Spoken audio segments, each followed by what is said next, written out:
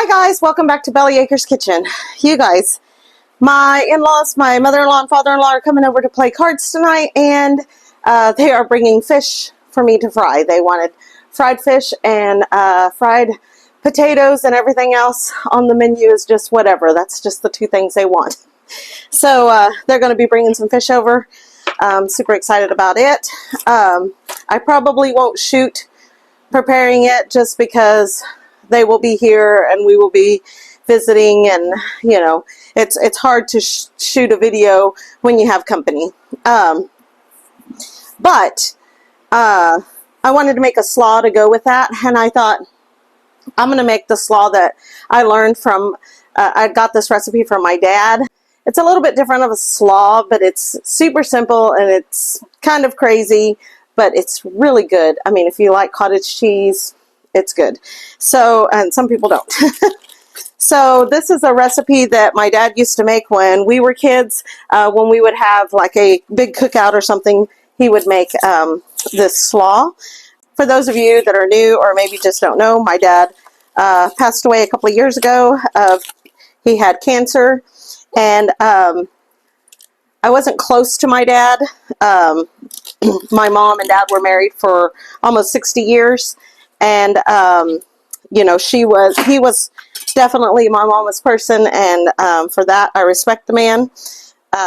But, you know, rather if you have good ties with your family or not, some of the things that should be passed down, in my opinion, are recipes. If you have a recipe that brings you back to childhood, that reminds you of the good times, then I say continue to make them, pass them on to future generations so that they can know, you know, those traditions and those recipes. So this was one of my dad's recipes.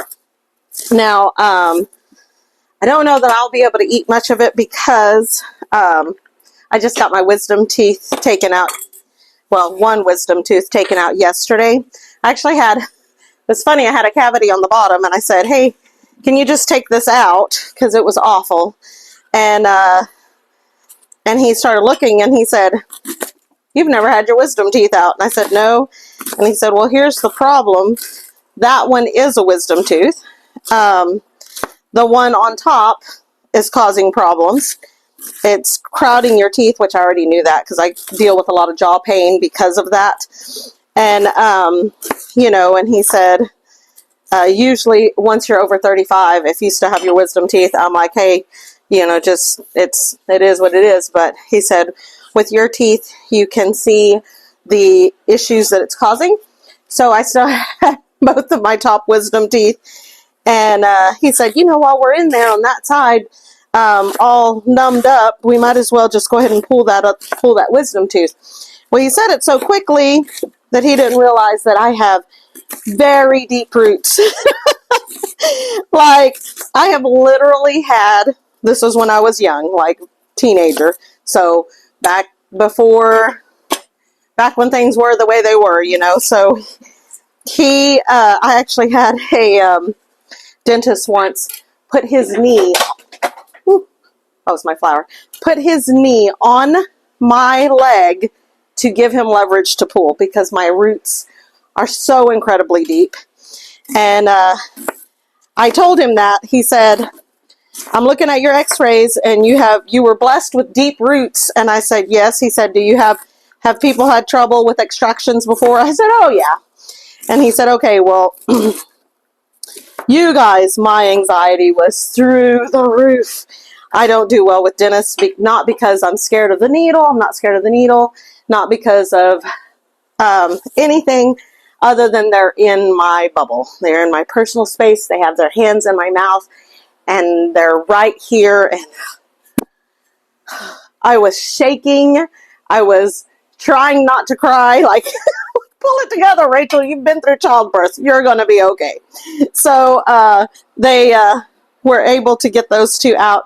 And I came home, and once the numb started to wear off, I just went to bed. I was like, I think I was more wiped out because of my anxiety attack more than from the trauma of them pulling the teeth, although he kept having to take breaks. He kept having to give me more injections because also my body absorbs everything that comes into my body. It absorbs it super fast. That's why I'm such a wuss when it comes to meds or drinking or, you know, I just, my body absorbs it so fast. And so I came home, I was exhausted, I was wiped out. I went to bed. Rusty was amazing. He took care of him and Desi. You know, he made sure there was supper on the table. He should have shot a video yesterday. He made some great skillet chili. He made me opened me up a can of soup and brought it to me. And yeah, so today I got up and I was gung-ho, but I spent most of the night up and down because I wasn't staying ahead of the pain once the numb wore off. And so kept waking up. And anyway, so I spent most of the day in bed. But now we're going to play cards tonight. So first you want to dice up your cabbage. You're not gonna shred it.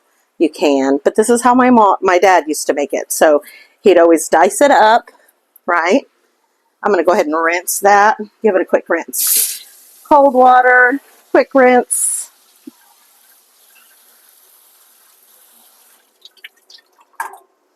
And then, just so I can bring it over here so y'all can see it. I had bought these shredded carrots a while back. I was going to make a carrot cake for Desi. She's never had a carrot cake, so maybe I'll make a carrot cake for Easter. But these look just fine. I'm going to go ahead and dump these in, and I'm going to rinse them as well before I dump. I'm just going to put the whole thing in there. This is going to make a lot, but we might as well use it, right? So I'm going to rinse these too. All right. I think I'm going to need a bigger bowl. I don't think that's going to be big enough. All right, so got those rinsed. So now we're going to put the pickles in it. So I've got these large pickles that I can chop up. I can put these in the food processor, but I'm going to go ahead and just chop them. It's quicker and easier than dragging out the food processor. One day when I have my kitchen completely done, I'll have a spot where everything just kind of stays out, maybe. You know. But right now, we have to put everything away because we have such a small kitchen. Everything gets put away every time. And this part is just preference. If you rather have relish where the pickles are really teeny tiny, like you barely even notice there's pickles in there, you can buy relish, run these through the food processor. I like the bigger chunks of pickle. Like I said, I probably won't be able to eat this anyway because I've got this gaping hole, you know, on the side of my mouth right now. Just until it heals up. They did have to put one stitch in. Desi was completely appalled. She's like, when they took mine out, they put me to sleep. Why didn't they put you to sleep? She was mad. She was ready to go fight somebody. I said, baby girl, mine were already sticking out. They did not have to go in and surgically remove them. Let me get a bigger bowl. It's one thing about my Desi. She's very, very protective, that's for sure. So I'm going to try to get a good mixture before.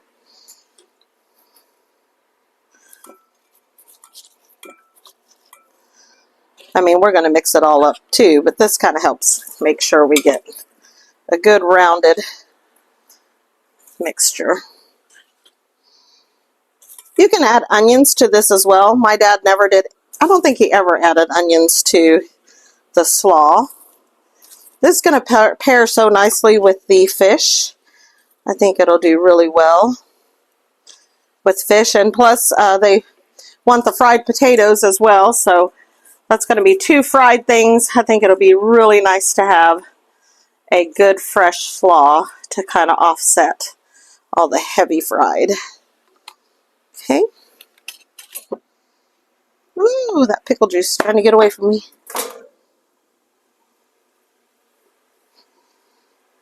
Okay.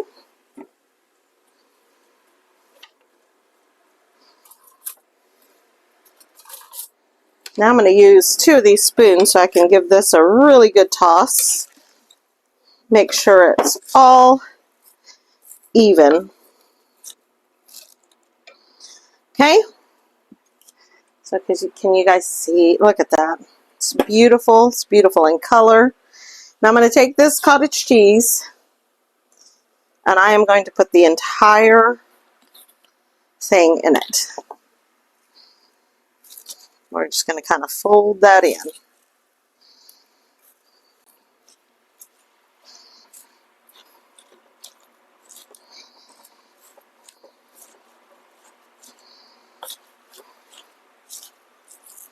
I know this just seems really unconventional, and there's a lot of people that don't like pickles, so you probably wouldn't like this. There's a lot of people that don't like cottage cheese, so you might not like this. But the way these flavors mix together is just so good and so fresh. I say fresh and you're using curdled milk in it, but it really is. It's so good. I actually saw a video today of somebody making ranch dip using cottage cheese, and I thought that was pretty cool. Okay, I want to get underneath this. I almost needed a bigger bowl, but short of using my bread rising bowl, which I may do that anyway. I can always dump it back in. Nothing like dirtying a whole bunch of dishes. I mean, I'm the one that does the dishes anyway, so it is perfectly okay.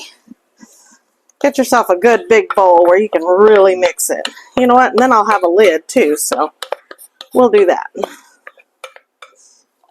Because this actually has a lid. I don't know that I can fit it in my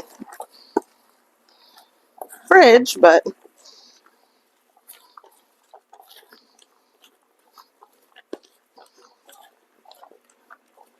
that is beautiful. Look at that. That is going to be a gorgeous slaw to go with the fish. I also want to make some tartar sauce before they get here, which I've done one of those on a short. So if you guys want to see how I've done that in the past, you can click on the link. I'll put it in the description. And yeah, I know it's quite a short video.